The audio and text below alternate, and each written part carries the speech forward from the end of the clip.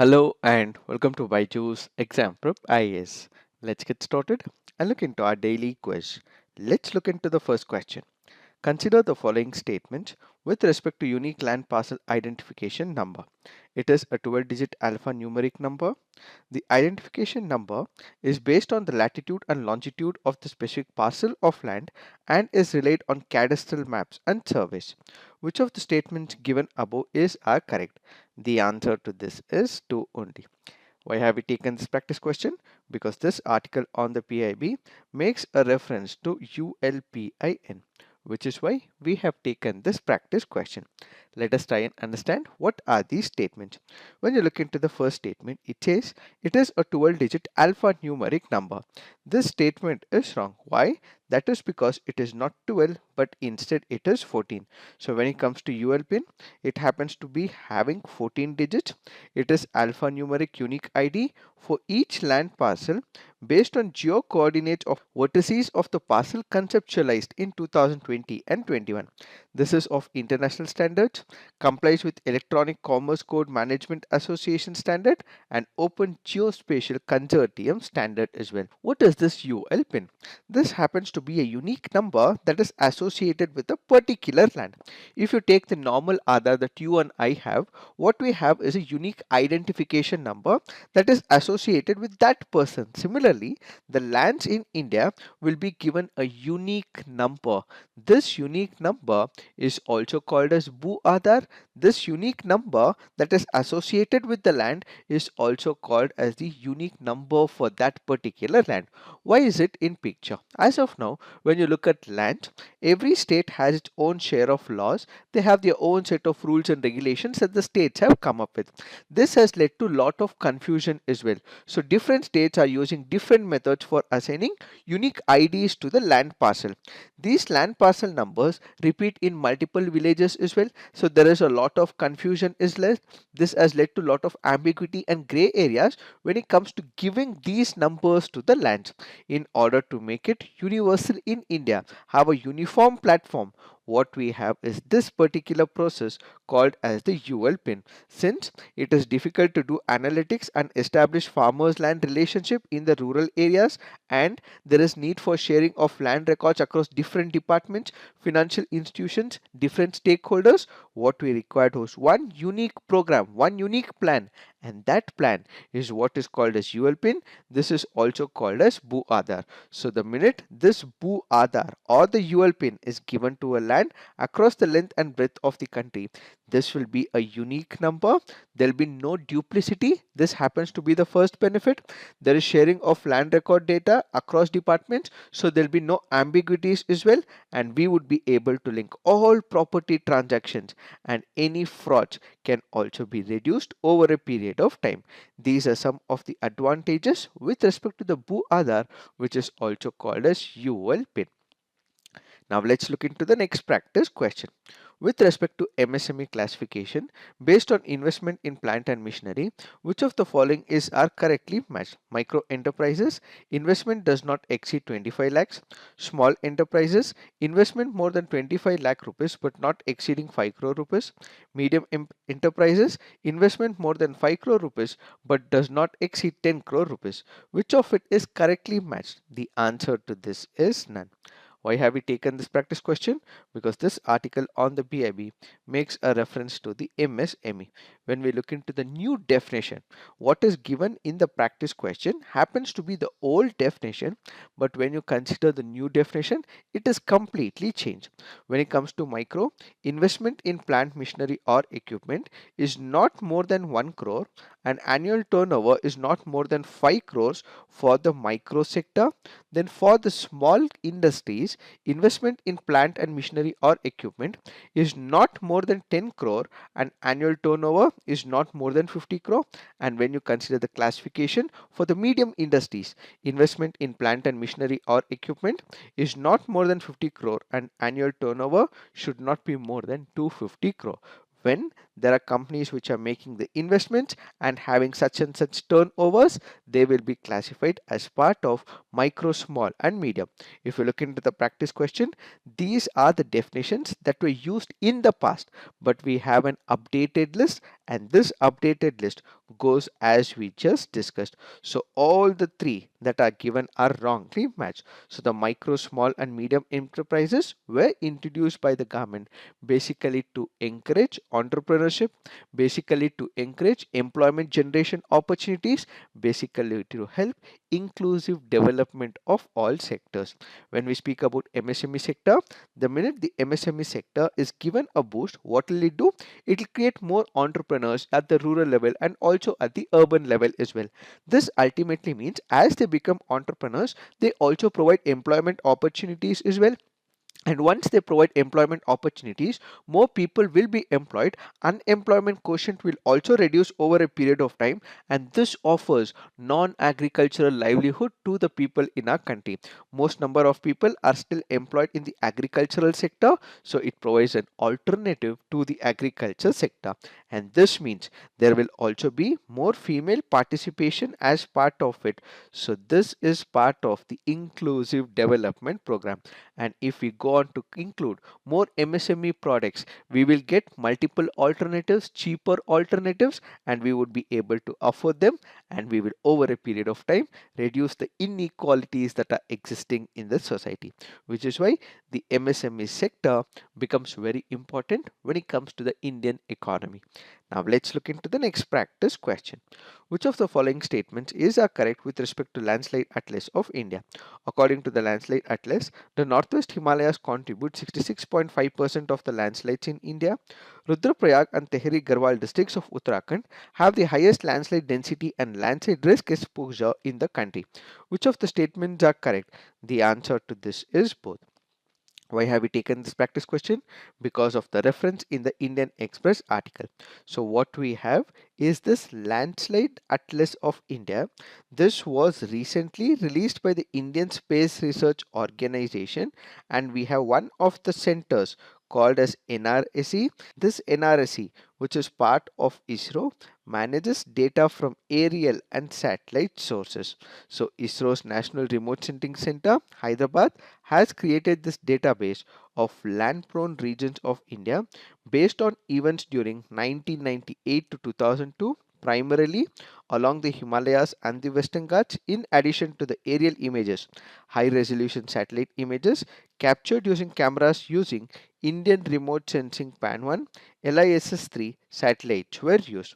So what is that we understand from this? According to this ISRO study, whenever there is a landslide that occurs, this results in significant damages to the people. One, people lose their lives. Second, there is economic downturn, and at the same time, large number of people are hit by the landslides. They lose their livelihood, they lose their households, and ultimately there is economic shock as well. The Landslide Atlas of India, which was released by ISRO, contains a list of about 147 districts. This is in about 17 states and 2 union territories, and they go on to discuss about how landslides have hit multiple districts in our country. According to the Landslide Atlas, what we have is the Northwest Himalayas, which contributes to about 66.5% of the landslides in the country. This is followed by the Northeast Himalayas. So first what we have is the Northwest Himalayas, followed by the Northeast Himalayas, which stands at 18.8%, and the Western Ghats, which stands at about 14.7%. So what we have is significant damage introduced on the Northwest Himalayas. Added to it, Rudraprayag and Tehri Garhwal districts of Uttarakhand have the highest landslide density. This statement is also right. Both the statements are right, so the answer to this would be both 1 and 2. Now let's look into the next practice question. Regional anti-terrorist structure, which intends to combat terrorism, separatism and extremism at the regional and global levels, is an organ of European Union, Gulf Cooperation Council, North Atlantic Treaty Organization, Shanghai Cooperation Organization. The answer to this is Shanghai Cooperation Organization. Why have we taken this practice question? Because this article on the Indian Express makes a reference to regional anti-terrorist structure. This regional anti-terrorist structure is one of the organs of the SEO. As part of the assignment, you have to put on the comment section where is the headquarters of SEO is what you have to put on the comment section. When we speak about regional anti-terrorist structure, what does it do? Let's say for example, there is one of the information that any of the countries who are part of SEO get. This is to do with the terrorist activities. So at this particular juncture, if they get such information will be immediately passed on among the SEO countries. And at the same time, if they have much well advanced tools, such informational tools will also be given to the countries. So this regional anti-terrorist structure, which happens to be called as RATS, is one of the organs of the SEO, and this can be very important from the preliminary examination point of view. Now let's look into the next practice question. For which one of the following reforms was a commission set up under the chairmanship of Veerappa Moily by the government of India?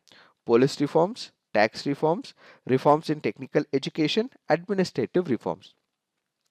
The answer to this is administrative reforms. This happens to be a previous year question from the year 2008. So we have the Administrative Reforms Commission or the ARC2, which happens to be a committee appointed by the Government of India for giving recommendations for reviewing the public administration system of India.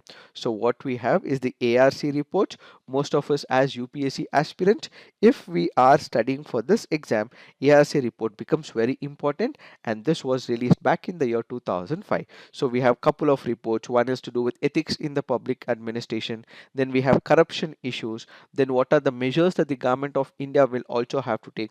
All these issues are addressed by the second Administrative Reforms Commission, and this commission was headed by Veerappa Moily.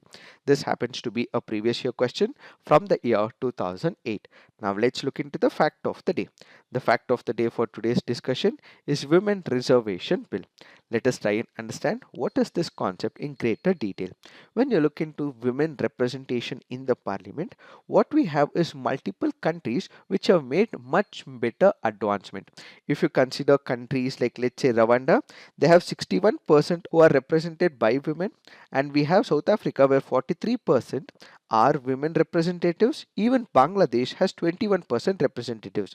All these are ahead of India in this matter. India ranks 144 out of 193 countries in the representation of women in parliament according to Inter-Parliamentary Union's latest report. But how many women are present in the parliament? Just 14% of the Lok Sabha MPs are women. 78 in total. Women make roughly 11% of the Rajya Sabha, while the number has increased significantly since the first Lok Sabha, where women made about 5% of total MPs. It is still far lower than many countries. So this significantly goes on to point out that when it comes to the parliament, it is the forte of men. Unfortunately, women are not being representatives in their constituencies, and they are outnumbered by the men. Let's look into the details of the past bills or an idea of coming up with the women reservation bill. The first women reservation bill was introduced in 1996 by the H.D. Devegowda government. After the bill failed to get approval in the Lok Sabha, it was referred to a joint parliamentary committee chaired by Geeta Mukherjee, which presented its report in December 1996. However, the bill lapsed with the dissolution of the Lok Sabha and had to be reintroduced. So this was the first such attempt where representation of the women were to be increased. Reservation was to be provided, but ultimately this bill lapsed back in the year 1996. Atal Bihari Vajpayee's NDA government introduced the bill in the 12th Lok Sabha in 1998. Yet again, it failed to get support and it lapsed. In 1999, the NDA government reintroduced it in the 13th Lok Sabha.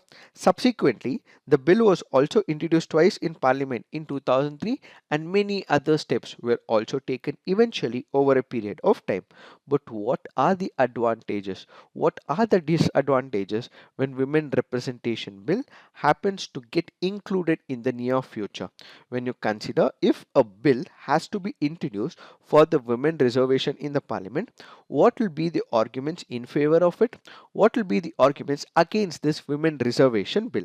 Some of them say that as of now, when you consider the representation of the women, it is not that they cannot win, but they're not even given the ticket. We speak about parity, we speak about equality. If women are given tickets by the political parties, there are chances that they will win. But unfortunately, political parties are not giving tickets to them. So if a bill is so introduced and if certain percentage of reservation is provided for the women, this will create equality. Only a woman would understand the woman's perspective. She would understand the victim side of womanhood, and she would be able to bring massive policy reforms within the country. So women should be represented, women should be given women reservation bill primarily because they are not represented by the political parties, they are not being given tickets by the political parties, and if so given, this will give equality in the society. So the first idea being that this will improve the condition of the women. We have ample number of examples that when it comes to panchayat, it has shown significant positive outcomes. Let's say for example, we have 33% reservation. Some states have also gone on to give 50% reservation. Which states in India have gone on to give 50% reservation for women in panchayats is what you have to put on the comment section. So what we have seen at the panchayat level is it has created a positive outcome because of the reservation at the panchayat level. If the same is introduced at the parliament, this will also boost the morale of the women and they would have a positive outcome when it comes to the politics in the country. And at the same time, it will ensure greater representation of women in the political arena. This will ensure that the discrimination towards the women will also get reduced over a period of time, and this will overall increase the morale of the women in our country. But what are the arguments against this particular legislation or a bill if it is so introduced? This basically means it restricts the choice that is given to the voters. People will have to choose who their leaders are. If there is reservation, that particular constituency will be reserved only for the women. What if men would want to contest? What if voters of that particular constituency also want to choose a particular leader, but that happens to be a reserved constituency? So the voters will not have a choice, and this is another form of discrimination towards the men. This is for the sake of the argument. Added to it, when you speak about, let's say, a person being representing that particular constituency, a woman represents that constituency, we know for the fact that there is a concept called a pradhanapati in the panchayat. What exactly happens? For the sake of reservation, a woman is given a particular entitlement, but who takes care of the entire proceedings of that particular constituency? It happens to be the husband, it happens to be her father, it happens to be her brother, it happens to be a relative of this particular woman. Similarly, if this reservation is given to a woman which is not on the basis of merit but just because of reservation, she may not be able to do justice for the constituency because a male member of the family will continue to dominate the proceedings of that particular constituency, and this ultimately undermines the democratic principles of the election. And what we have is a proxy representative in this particular case. These are some of the disadvantages when it comes to women reservation bill. It is this that we have to understand with respect to this topic. So this is it for today. Thank you for watching. All the best.